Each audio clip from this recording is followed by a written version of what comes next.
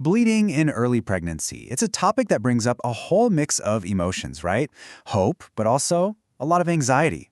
My goal here is to bring some clarity, not fear, to what is a very common and often misunderstood experience. So let's dive in.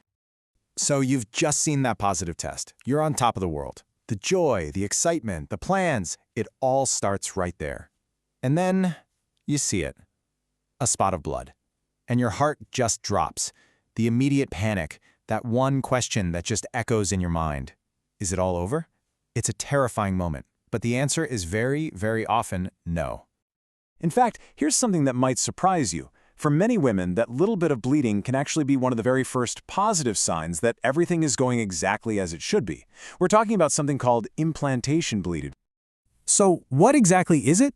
Well, to put it simply, implantation bleeding is a totally normal part of the process for a healthy pregnancy to begin. It's the physical sign that the fertilized egg has finished its big journey and is now embedding itself into the wall of your uterus, getting all cozy and ready to grow. This right here maps out that incredible journey. So, after fertilization, the egg takes a little trip for about 6 to 12 days. When it finally reaches the uterus and snuggles into that nutrient-rich lining, well, sometimes it can jostle a few tiny blood vessels, and that's all that spotting is. It's just a little physical sign that this huge, successful event has just taken place.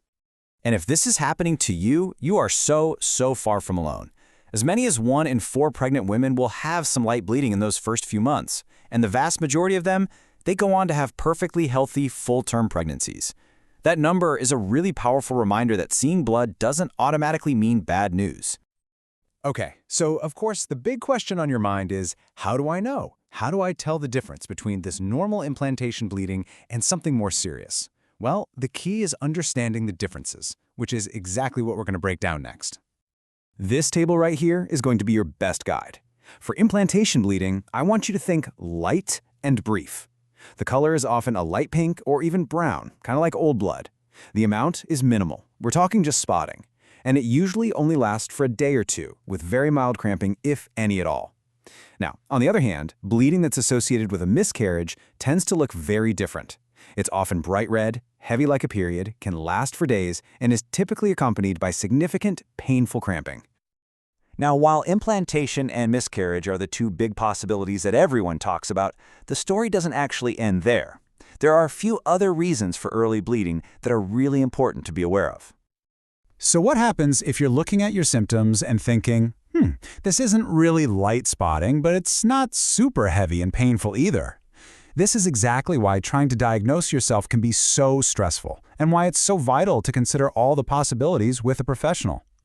Some other causes are actually pretty minor, like simple irritation of the cervix, maybe from intercourse or a medical exam. Or it could be an infection. However, there are a couple of rare but very serious conditions we have to talk about. A molar pregnancy is a non-viable pregnancy that can cause bleeding, but the one we absolutely must highlight is an ectopic pregnancy.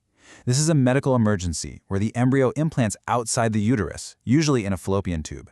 It causes bleeding and sharp pain, often on one side. This is not something to wait on. And that brings us to the most important part of this entire explainer, moving from just having information to taking action. Knowing when to stop observing and immediately get medical help is absolutely critical. These are the non-negotiable red flags.